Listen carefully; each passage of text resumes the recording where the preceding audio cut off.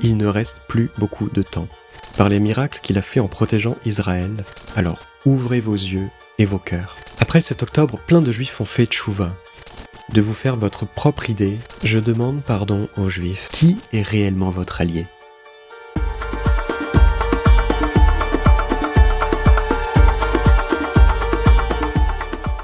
Mes amis, avant tout, je vous lance un petit défi. Combien d'entre vous seront capables de rendre les versets à leurs livres respectifs ?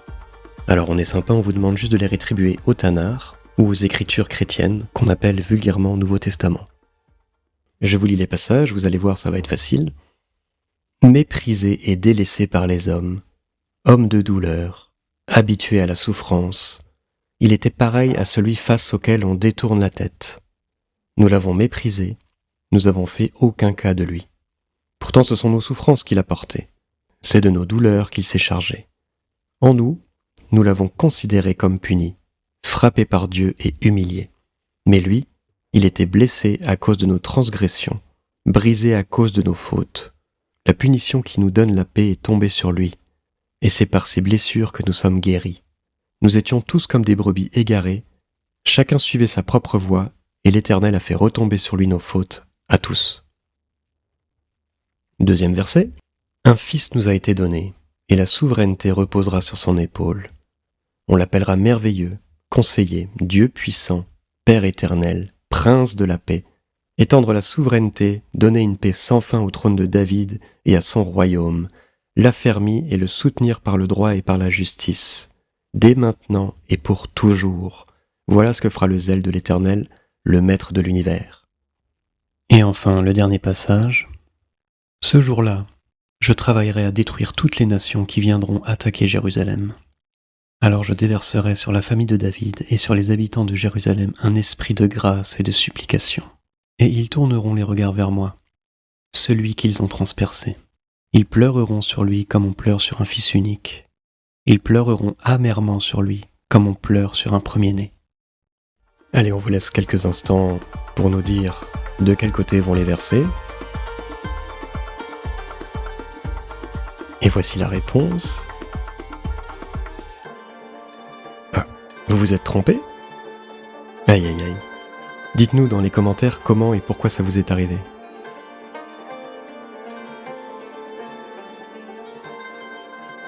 Ne lisez-vous pas les écritures qui vous ont été données ? À vous en premier, peuple élu ?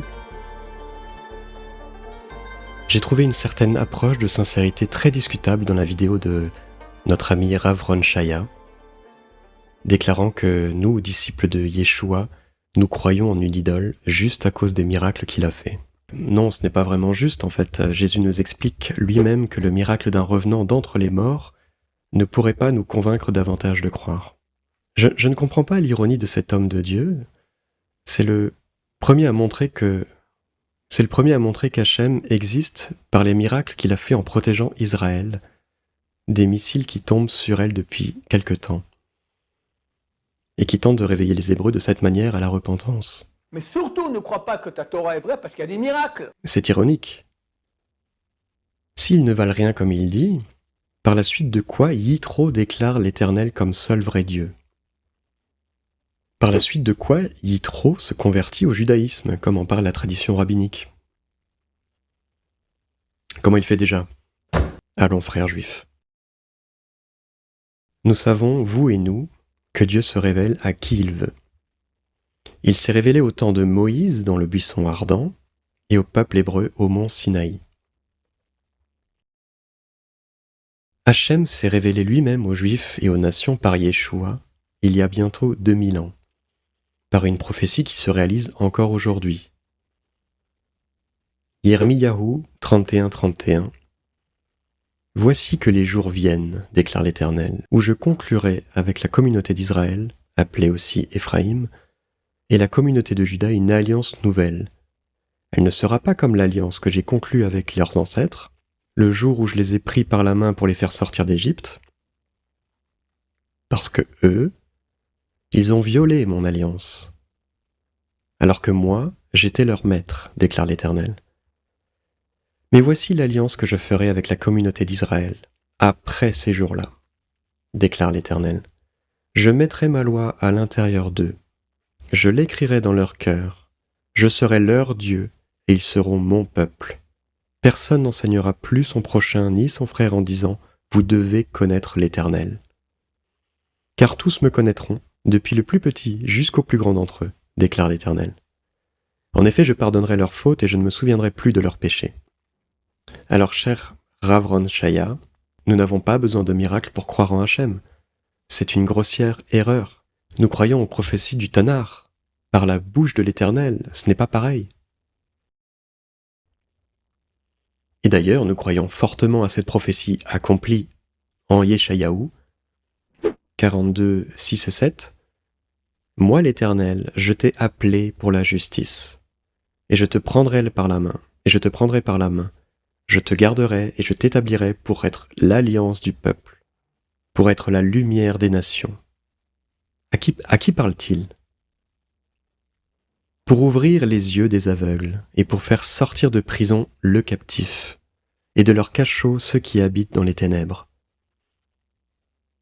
Que Jésus reprend pour lui-même en Matthieu 11,5. Les aveugles voient, les boiteux marchent et les lépreux sont purifiés. Les sourds entendent, les morts ressuscitent et la bonne nouvelle est annoncée aux pauvres. Notre cher Rav dit que les miracles ne sont rien. Mais ce que vous faites s'appelle de la négligence de prophétie. On ne peut pas croire à cause des miracles. Rav a dit que Moshe a fait de plus grands miracles que Jésus.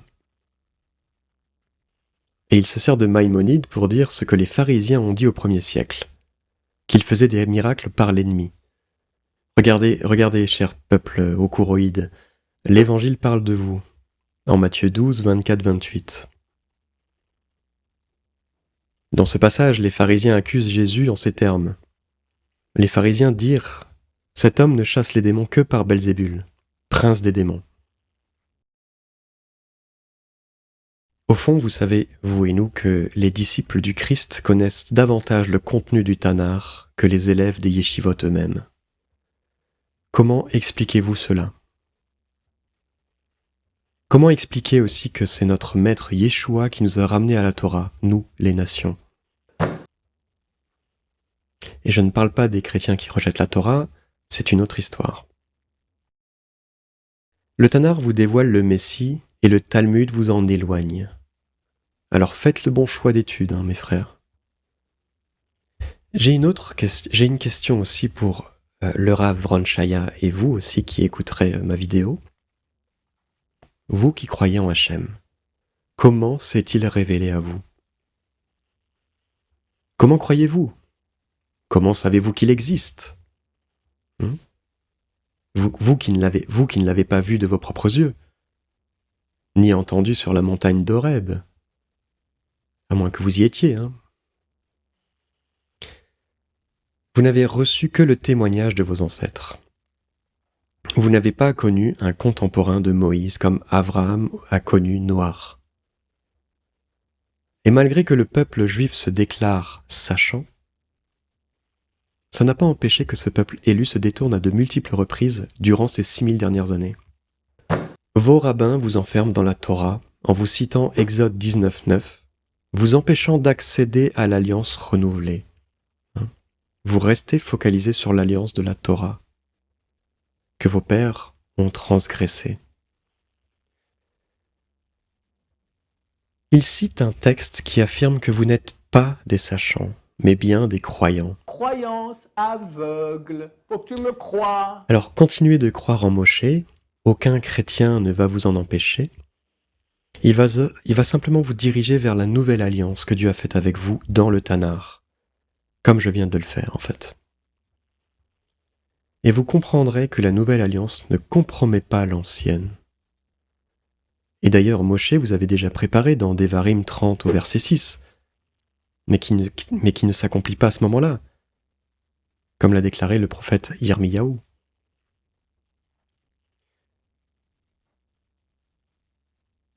Je vous pose encore cette question, mes chers amis. Que savez-vous de plus sur Dieu qu'un disciple de Yeshua ? Comment s'est-il révélé à vous ? Dites-nous dans les commentaires et témoignez en l'honneur du Créateur. Après cet octobre, plein de juifs ont fait tchouva. Pourquoi? Parce qu'ils ont vu des miracles? On ne peut pas croire à cause des miracles. Voici ce que l'Éternel a fait. L'Éternel a découvert le bras de sa sainteté aux yeux de toutes les nations, il y a bientôt 2000 ans. Et tous les bouts de la terre verront le salut de notre Dieu, qui est en Yeshua HaMashiach. C'est peu que tu sois mon serviteur pour relever les tribus de Jacob et pour ramener les restes d'Israël. Je t'établirai pour être la lumière des nations, pour porter mon salut jusqu'aux extrémités de la terre. Et je vous remets encore à l'écran le verset de tout à l'heure, Ésaïe 42:6. Pourrions-nous dire qu'une prophétie qui se réalise est un miracle? Même si vous dites non, ça n'enlève en rien notre foi dans les prophéties du Tanakh annonçant le Messie, qui ont été rapportées par vos prophètes juifs au 1er siècle, tels que Yohanan, Képhas et Shaoul, un ancien pharisien, persécuteur des premiers disciples de Yeshua. Alors je vais vous citer 50 faits que le Mashiach devait accomplir pour que vous le reconnaissiez. Il ne reste plus beaucoup de temps. Alors ouvrez vos yeux et vos cœurs. David Stern vous les a répertoriés pour vous faciliter la tâche. Le Messie devra être la semence de la femme qui blessera et écrasera la tête du serpent. Il devra être la semence d'Abraham, celle d'Yitzhak et celle de Yaakov. Il devra être un descendant de Yehuda, être un descendant de David et héritier de son trône, avoir une existence éternelle, être le Fils de Dieu, porter le nom de Dieu, venir 483 ans après la reconstruction de la muraille de Yerushalayim, être né d'une vierge, être né à Bethléem en Yehuda, être adoré par des grands, être précédé par la personne qui l'annoncerait, être oint de l'Esprit de Dieu, être un prophète comme Moshe, avoir un ministère pour panser les cœurs brisés, proclamer la liberté aux captifs et annoncer une année propice au Seigneur, avoir un ministère de guérison, avoir un ministère en Galile, être tendre et compatissant, être doux et humble, être sans péché, sans culpabilité, porter le blâme dû à d'autres, être un prêtre, entrer publiquement à Yerushalayim sur un âne, entrer dans le temple avec autorité, être haï sans cause à notre place, être indésirable et être rejeté par son peuple, être rejeté par les dirigeants juifs,